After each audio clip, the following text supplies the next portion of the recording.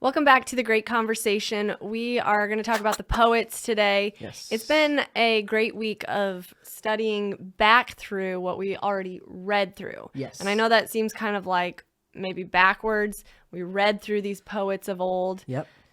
And now we're going to talk about what we've actually learned about the poets themselves, about tragedy and comedy and satire, the theater of the ancient world. Yes. So we're talking, when I say these poets, I'm talking about, just to recap, Aeschylus, Sophocles, Euripides, and then with our great book selection, Aristophanes is also in here. And we're recapping a time period from their lives from around 525 BC to 380 BC. Yeah. So somewhere in 145 years of drama being developed of what we know it today. These men, we talk about like what makes somebody a great of the past. Yeah. And most of the time what it is that they introduced something new. They did something out of the ordinary. They weren't just following in the footsteps. They threw in something that was a curveball for everybody. Yeah. And that's where Aeschylus really comes in. There was already theater up to his life, but he was truly the founder of tragedy, and it's because he is known to throw in a second actor. At this point, the chorus was really what set the stage, and then there was an actor that would interact with the chorus. And then all of a sudden, Aeschylus is saying, okay, here's another actor, so there's more dialogue, there's more of the plot developing in the story. And can the chorus be more than one person? Oh, absolutely, yeah. Okay. But there's like there's like a protagonist and this other person kind of thing, right? Right. So the chorus is kind of there to convey what the audience should be feeling from the story, the plot that is developing. Yes. But now there's all of a sudden another actor, so the plot is much deeper and more complex than it was before. The plot thickens. Right, exactly.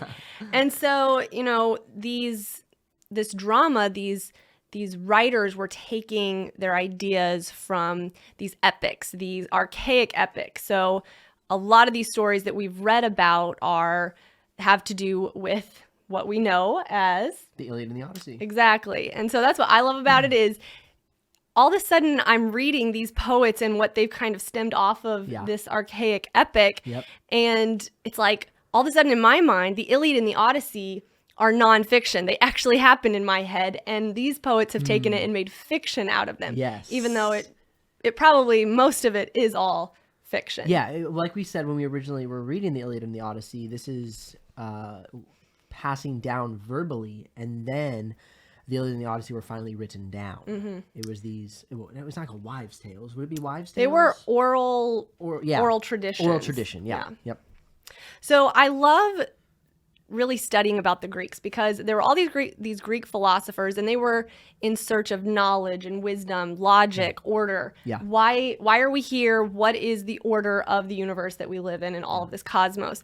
And then we have these poets, and they're taking stories of old, and then they're interested in asking a question, solving a problem, which is very much what the philosophers of the time were doing. And I would say, which is what we're trying to do with the great books, right? We're taking these stories and trying to glean understanding and knowledge from it so we can apply it to our lives. Yeah, I think all of time, mankind has been searched in what is the purpose of life? Why are we here? Where did we come from? Is there order? What is that order? What does it look like? Yeah. And we were listening to a speech by Jordan Peterson this week on logos. Yep. And what is the meaning of logos? Where does it come from? And what does it mean for us now? And it's so cool because the Greeks were in search of that. And that's where Jordan Peterson was actually giving this speech, was in Ephesus. Yeah, so cool. And so they were in search of this knowledge. And in that, the poets come along and they take this idea from these oral traditions, and then they take what the philosophers are asking, these questions, and then they put it together and present this drama in theater at the festival of Dionysus to worship their god, to give tribute. And they're asking the audience to stop and reflect on their social, political, and religious values. What are we valuing in our society today? Is it right? Is it wrong? Should we change things? And that's where there is so much tragedy. And we think, why? This is my big question as I'm reading these is, why did the people of the time love tragedy? And what I learned is actually there was a lot of comedy as well, but a lot of it was lost. We have more tragedy that has lasted time. Lost through the translations, through the understanding, through the cultural contexts. Just lost in general. The work, we don't have a finished work, or we don't have the work in general. That makes sense. But I do still want to ask that question of, I often read these works and I think about how I see entertainment today for myself. I am someone who, when I want to be entertained, I really just kind of want to enjoy it. I don't really want to ask the question. I don't want to say, what was the meaning of that movie or that show? Yeah. I just kind of want to sit back and relax. And so I reflect, or I put that on the people of old as well. They were just going to this festival to drink and be merry and have some entertainment. But it was more than that. The men writing these dramas wanted the audience to reflect and learn and grow. Yeah. And so we say, why were they so entertained by tragedy, this terror, this loss, this sadness? And it wasn't for that alone. It wasn't just, that was not the end of itself. It was to take a lesson from what happened in the story. And that's when later on, when Plato and Aristotle stop and they want to create the theory of tragedy, what was tragedy for, the theory of it. And Plato and Aristotle kind of have differing ideas. And they still both agree that there should be ethics in art. And I love that because they're saying that the audience, there should have been something in them where there was this pity for what was happening, but then there should have been change in the audience because of what happened. And so because of that, they say the plot was greater than the character. What was the lesson learned from that drama that we just watched? So to be engaged in the narrative of the story was equally as important as the person writing it. Okay, explain your question there a little bit. To just passively consume the story without experiencing change or without pursuing change would, in essence, cheapen the story that was being presented because you were not taking it and it not changing you for the better society. Right. And so to go back to the theory of tragedy, that's where I'm pretty sure it was Aristotle actually said there should have been catharsis of the person in the watching of that drama. So there should have been a time of like, oh, what do I feel? Why do I feel this way? I need to purge myself of what I'm feeling. Interesting. And discover in myself maybe something that needs to just release, let go, and come out the other side a better person. It's almost like the intermission should have been more of a time to sit. Everybody gets up at the intermission and goes to the bathroom. It's like the intermission should be a time for the music to play and for you to contemplate what happened in the first half, if they did have intermissions back then. I'm just talking, theater now, today. Let's say one of these is reenacted. Intermission should be a time of reflection. Then you dive back into the story, right? Yeah. As a time to be like, okay, whoa, what just happened? Let's absorb that and then move into the second half. Because a lot of times in entertainment, people pop up and then just kind of head out. But this is something to be reflected upon. Yeah, I think that is the whole point of all of this is how do we treat entertainment today or theater today? And I don't liken it so much to the theater of just reenacting these because not everyone goes and watches one of these reenacted, but we do have entertainment all the time on our TVs at home. And as much as we think all entertainment is just for pleasure and for me to watch, leave, and forget about, that's not true. I think that the way that we have entertainment today and we watch stories develop where the plot is greater than the characters, are we walking away from just a regular old movie that is in theaters and we don't even think that it should be teaching us anything? Do we just walk away like that when we should walk away and say, what was the lesson? What did it teach me and how should I change because of it? Because all of our entertainment today is influenced by social, political, and religious values of our time. Absolutely. I mean, that's what is hard for us sometimes when it comes to our children watching movies is we don't agree with all of the social values of today and the religious values of today.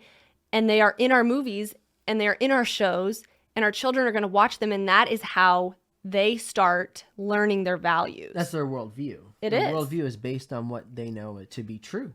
Truth is objective, but the idea of your truth is formed through the things that you hear because you hear them as truth, right? If you're taught something to be a value and a true value, then that has informed and built the structure of how you see the world.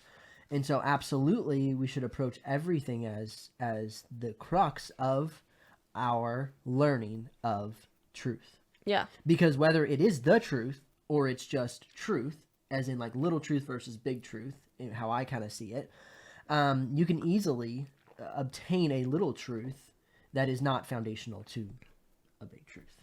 And I think that is a real danger of just allowing yourself to passively pursue entertainment without looking at the values at which it was created. So in our entertainment today, we have the ability for so many people to access that form of entertainment. And then there's even replay. Whereas at this time in history, there was this one festival that happened regularly.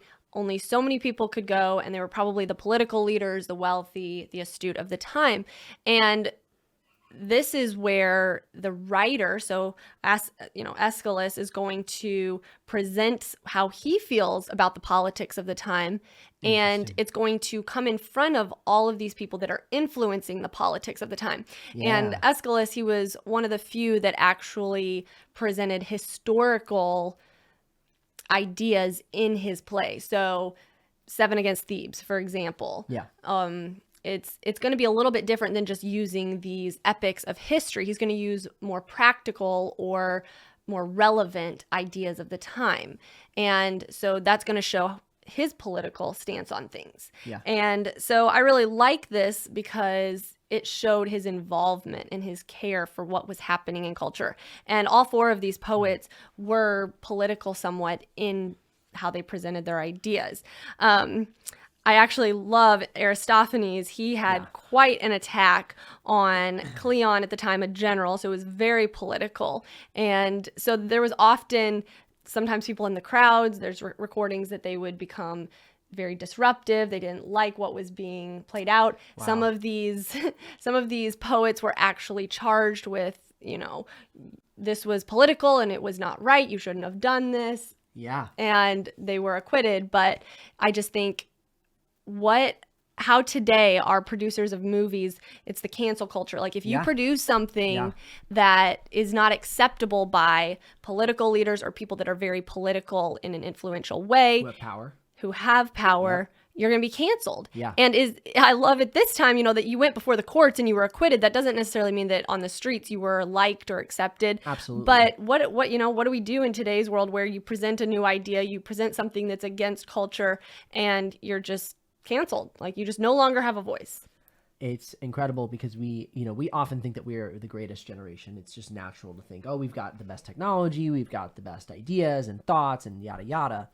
And it's just interesting to think, oh, wow, cancel culture has never been this terrible or this rampant. And okay, maybe on a mass scale, but the idea, what I'm hearing is the idea was presented before the leaders. The leaders took the idea and placed it into the way that they dealt with legislation, the way they dealt with setting rules and ideas and reforming their ideas on how they rule their people. And so if one person was canceled, that would have a waterfall effect onto politics. Just like if somebody's canceled in today, it has its width of effect. However, it wasn't just hitting a group of leaders, it's now hitting everybody. So everybody gets to see and experience the cancellation of an idea, which is actually almost a little better because at least you kind of catch the idea before it gets canceled. And usually cancel culture actually magnifies the idea. So it's like they try and cancel it, but it catches attention. And so the idea is actually pushed further. The idea of Jordan Peterson, right? Like he's somebody who was deeply tried to be canceled, and it just pushed him out into the ethos. He was a professor at a university, and it just catapulted his career right. in a positive way for him. Maybe not for those who disagree with his beliefs, but for him, it was a positive catalyst into the stardom of social media and media in general. And so I will say that cancel culture might have actually been more dangerous back then because the idea would have stopped at the theater and the leaders wouldn't have taken it to their people. You see what I mean? Mm-hmm. So I don't know. That just got me thinking of that. How it's same but different. Absolutely. And we're not in any worse or better time. It's just different. Yeah. That's always what I kind of come back to. Yeah.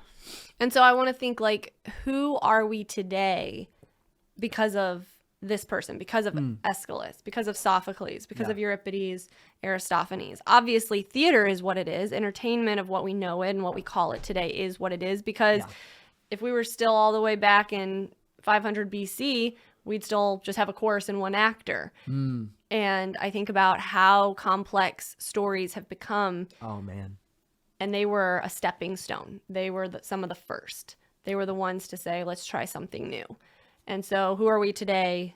Because Aeschylus introduced that second actor. Because Sophocles came along, and he's possibly the one who introduced the third actor. I think we're further in the idea of bravery, right? They took a risk to introduce that second character. Like you said, there are people who often stand up and shout at them and say what a wrong creative process they had executed, because that was the status quo at the time. To have that chorus and that person and do something different introduced multiple ideas. So what if it wasn't seen as bad then? What if the people of the time did like it as they did? Aeschylus was very much loved. Well, then it's a good thing. Absolutely. Yeah. What are you trying to get at? I'm curious, like, your thought process on what the change was. Because I think that creativity has always been a field in which the status quo is tested. I think oftentimes there's other fields that it's less than appreciated when the status quo is tested. I think that's the thing, is we don't know if it's going to be liked or disliked. And that is the risk of the unknown. Yeah. You know, hindsight is great, right? Absolutely. Absolutely. You know, you say you take this step left or this step right. Who knows if I would have gone that way, what would have happened? I don't know. I often think about this, like the first time that somebody tried a new art technique. And, you know, in art history, there's these great masters of art, and you look at their art and it looks so archaic, right? It looks like two-dimensional, flat, but they just changed one thing, right? They introduced one like chin position in their art, and this was like revolutionary when you study art history. And then all of a sudden you look at like a student of art now, and they look 5 times better than this person who's set as an icon in history. But like you're saying, it's like each piece of the puzzle produced that student. I think that's where we have to stop and say, what will I do now? Because we want to be a great, right? Everybody wants to be the next great. Yeah. And these men were. Yes. But there's no telling if you're going to be just a stepping stone for the next person, or if you will be that great. Yeah. But does that keep us from doing something just because we might not be a great? Yeah, so basically we have to take a risk of being absolutely nobody if it doesn't click, right? Because the person who made the great, it clicked and it catapulted them. But the person who was doing all these different things to change theater at that time, right? He wrote all these different things. Like you said, who was it that took 15 years till they actually won? It was Aeschylus. It was Aeschylus. Yeah. And so it took him 15 years till he actually won the festival. And so he had every year, those 14 years, of not hitting the mark, of not introducing something that was revolutionary. And so a lot of times, I think a lot of us, are we willing to go through those 14 years till the 15th year hits? Yeah. That's a question you got to ask yourself. Yeah. I don't think that most of us are. Like we talk about in this instant gratification culture that we live in. Yeah. We think, if I just take this course, that person did all the shortcuts for me. They took the 10 years or however many years, and I'm going to be the one that can do it in 6 months. Yes. And so we're preached this over and over. And I think it's so funny because we live in this culture, I think, where there's so many greats. There's so many people that are developing a new software and they're always pushing technology to the next limit. It's what it seems like. And so we stop and think, oh man, I don't have a place. What could I create that's new and just bold and nobody's seen before? But then what's so funny is I think that we're kind of going the other way. So many people are just becoming complacent because they feel like, oh, it's going to take too long. Yeah. I don't really see an end, so I'm not even going to try. I don't really know where I want my life to go, so I need to figure that out first. Yeah. And so this is a perfect opportunity to start taking those steps if it might be a 15-year journey. Absolutely. Even if it's, a 4-year journey, you go to college for 4 years. Why not commit to this one thing for 4 years? Absolutely. And it's overwhelming. I even get, you always look at me and you say, Ben, you get so somber sometimes. It's overwhelming because there's so many thoughts in my head about the trajectory of what your work, what you're called to, what you should do. But what I think I've learned most from reading and experience is what you're aiming towards now is most likely not what you think it's going to be. And that's a good thing because it's going to be these multiple stepping stones that you pull together and you build a foundation under you to then do the thing that you actually were called to. But the true thing is commitment. Yep. The true thing to finding the thing is just being committed to the work. And work is its own fulfillment. And I think a lot of times that's what these poets and writers were doing, is they were just doing the work. They were experimenting and challenging themselves and training and trying to write tragedy and trying to write comedy. And then, oh, what if we mix tragedy and comedy? And then all of a sudden you get 14 years later, a banger, so to speak, right? Yeah. Like a platinum hit on an album. Yeah. And I think that we so want the titillation of passion before the work is put in. And I think that that is so dangerous. And I think our media is so dangerous. I often have this thought as well. These people, they were in their own town, right? They were books. Think about this. Books ruined so many actors and poets of their town because now you had access to all these other towns, right? So you could so easily have been put out of business by some guy 5 towns over. Just like today, you could be put out of business by somebody in Tokyo or Rio de Janeiro or Germany. And so the heightened magnification of content is overwhelming, not only from a standpoint of wow, how will I even make a place in the world, to my business just got stolen by somebody in Germany. You know, like there's so many layers to it. But let's flip that around. Right. How do we become significant in this world? What's the positive kernel Yes. in the overwhelmedness that I'm sure certain people felt in this day and age? What do you think? Maybe. I mean, this day and age, like. No, as in this day. Yes. Yeah. Wait, as in current? As in past. They Okay, felt BC. overwhelmed in the past. Okay, why do you think they felt overwhelmed? Somebody who was another creative maybe felt overwhelmed because he was so used to writing a one-man play, and he thought, son of a gun, I gotta add another. I mean, three of these authors, they probably felt maybe overwhelmed, but I don't know, because I think that once you become someone who is proficient in what you are doing, Okay. you just love that competition, right? Like they're preparing, they're writing, they understand that there's others that are going to bring great work to the festival and perform. Okay. And I mean, they're probably excited. So what you're saying is they're in it for the process, not the prize. I think so. See? I think so many Yep. people of the past were that way. Yes. And that is, I think, the biggest difference is today, if we're not careful, I myself included, am after the prize and not the process. And that's understanding, having a mindset of abundance over, what's the word?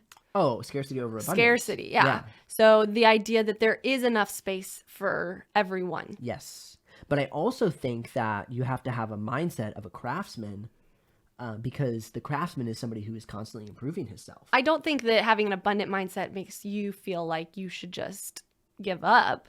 I think the abundance No, mindset I is I'm agree. pushing myself as hard as I can, but I'm not angry and I'm not working furiously because he's going to win over here. And I see what you mean. You know? Yeah, I absolutely see what you mean. But I think like what I'm trying to get at is when we're just seeking the prize, we will never have a joy in the process, because the prize is the reward of the hard work that took place in the creative process of anything. If you're even if you're an engineer, right, developing something new as an engineer, it's not, maybe from the outside world might not be seen as, you know, like a piece of art, but it is a creative process to think through and develop something new. Absolutely. Yeah, so I think like your sights on what you're doing more than what everybody else is doing and what you want it to be in the end. Yeah. Is way more powerful, and that's where great work is produced, and fulfillment in the work. Because when I get looking at what I want or where I want to be, your work just suffers. It does. Completely suffers. Even your work as a parent suffers. Like when you're like, I want my child to look like this or get to this school or do this thing, and you're so obsessed with that goal that you just you bulldoze all of the little intricacies that would have produced confidence and aptitude in your child, because you're like, you just got to do your homework harder and just run faster and get that scholarship and throw that football harder. And it's like, now you've created the child to look to the prize, and you've now replicated yourself in being a prize seeker rather than a craft seeker. And I think that is the most dangerous thing, right? We have a lot of ideas and plans and excitement for how we want to raise and educate our children, but when we look to how we want them to look in the end, they won't be able to go on their own creative journey to get to where they need to be, not where we think they need to be. Yeah.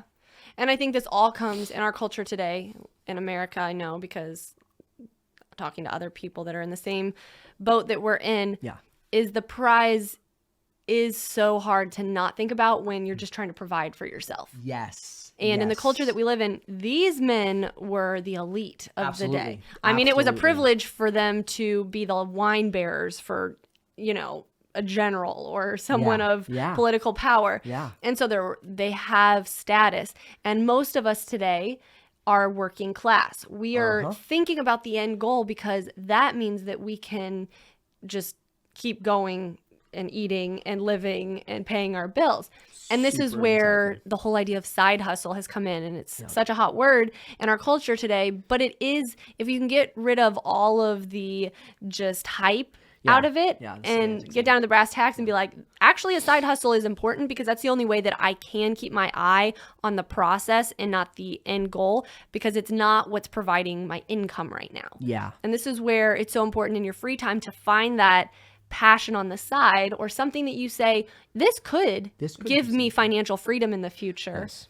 And I'm not going to try to hurry up and get there because I'm still going to be committed to the work that's just providing my income. Yes. But I am also going to have this side hustle, if you will, that might be something one day. But in the process, I'm going to love it and I'm going to become passionate about it and I'm going to share that with others. Absolutely. And I think as soon as the side hustle becomes the monetary mule, so to speak, you then lose the craft, and then you don't become that proficient expert that you could have become, right? Like that's really what it is. The whole point of the side hustle, in my opinion, is so you can do something really well and there's no pressure, so it can become something great. Because as soon as you say, okay, we're going to sell the house, we're going to move into a condo, and we're going to take all that money and put it into a business. Now the business has to succeed. Yeah. Right? Now the business has to make money, and the quality will go down. You'll cut corners, you won't do it well, and it just immediately can crumble below you, and it can ruin your marriage, or your relationship with your children, like all of that, because you put so much pressure on that thing, because we are working class people until we maybe catch a break, right? Yeah, it's overwhelming. And then also, like, there's even the idea that we talked about of not following in your, father's footsteps, right? So trying to branch out and do something new, right? Like there's risks that come into that. And so it's really understanding for yourself, like where your aptitudes are, where you can better them naturally, and then maybe that'll become more of the passion that you hoped for. It's so hard to compare I think one of the things I'm struggling with most is it's so hard to read these works and put myself aligned with them, because of like these things that you're saying, that these were elite people who were born into wealthy families writing these works. And most of the authors of the great books were that way. Like most of them, were that way. They were, and so they had that open space in their head. Yeah. To try something new. Absolutely. I mean, I'm sure a great majority of them didn't have children. Yeah, we'd have to actually. Yeah. We'll have to dig into that more. But these are just things that I keep thinking through, like you're saying, where we are, because they had children. I think, you never, just because you aren't committed to your family doesn't mean that you don't have one. Well, I mean, yeah. Anyway, that's another discussion. Another day. Biological children, maybe not children that are warm and fuzzy towards you. Yeah. Yes. Two different things, for sure. Because you've put work into But these men specifically, they did have sons that actually did write tragedies. Okay. So yeah, I'll take that. So don't just throw that judgment out there. Yeah. I know. But yeah, these men are really cool to read about. I've really enjoyed it this week, and I know that when we're reading their works, it takes up a lot of the time. So to actually stop and actually read about the authors themselves, the writers themselves, is a little bit more of a burden, but it's just been really cool just to see how they were involved politically, how they were involved in different wars at the time. They loved Athens, but some of them definitely wanted to see change in the political state of their world. And so I would definitely encourage y'all to just maybe check out their 4 biographies, just a quick one. Yeah. I hope we shared enough about them. Some things that I wrote down just to kind of get you like excited about reading about them. Aeschylus, like I said, he was considered the true founder of tragedy because he introduced the second actor. Yeah. He, like Ben said, his first victory wasn't until 15 years after he started writing, I cannot imagine. Which is a long time. Yeah. He's thought to have written around 90 plays, but we only have 7. That's crazy. He wrote trilogies, which other authors or writers might have done the same, but his actually survives. And I did say earlier it was the 7 against Thebes, but his historical account was the Persians that I was actually talking about. Oh, okay, yeah. Sorry if I'm saying a lot. Happens. Sophocles. So his first victory was on his first try. He beat Aeschylus. What a guy. So we're just getting better and better as we go. He is noted for possibly being the one that introduced the third actor. So there was literally went from 1 to 2 and it stayed at 2. Nobody's like, hey, let's throw a third in until him. Possibly, yeah. Aeschylus might have done it, but it is noted that Sophocles did it. And like I said, this decreases the need for the chorus. Yeah. Which can increase the idea of what's happening, the plot. There can be more conflict that happens. You know what's so interesting? What is the next piece of story? Right? Like it feels right now like it's complete. In a way. Like when you look back, you're like, man, they had one person in a chorus. Like doesn't even make sense. I just watched New Year's Eve a couple nights ago, and they had 10 different stories going at once. But maybe an outside source. Yes. Yeah, right? Like it's like how can it develop? Like it's crazy to think that they were there and now where we are. It's mind-blowing. Yeah. So the third one, Euripides, that we read, he was considered the philosopher of the stage. Socrates really did like his plays. And he is the one that wrote Cyclops, which was a satire. And like you said, it's where there's bits of comedy and tragedy. It was very funny. So satire is meant to really expose things in an idea, not necessarily say that they're wrong or right or teach a lesson, but to just expose. Yeah. And then lastly, Aristophanes, that is included. That was my favorite. Like I said, he was very political. But he wrote The Clouds. He really did love The Clouds. It was not accepted well at the festival, but it was one of his most beloved plays that he wrote. So good. Yeah. So if you haven't read these poets yet, I definitely encourage you to. Don't get discouraged, because like it feels like it's a lot of work. It's a lot of book. But it's really worth it getting through them. And especially when you get to that gold mine, for me personally, of Aristophanes, I was like, okay, that was worth it. Yeah. And I know some people read the great books out of order. I definitely recommend, if you've not read the Iliad or the Odyssey yet, that you read those first, because there's a lot of context from the Iliad and the Odyssey, because they took those ideas and branched off. Yeah, absolutely. We should talk about that more in like a separate episode. Okay. I would really like to cover that. But for now, anything else? No, it was a great conversation. Yeah, thank you guys so much for joining, and we'll see you here in the next episode.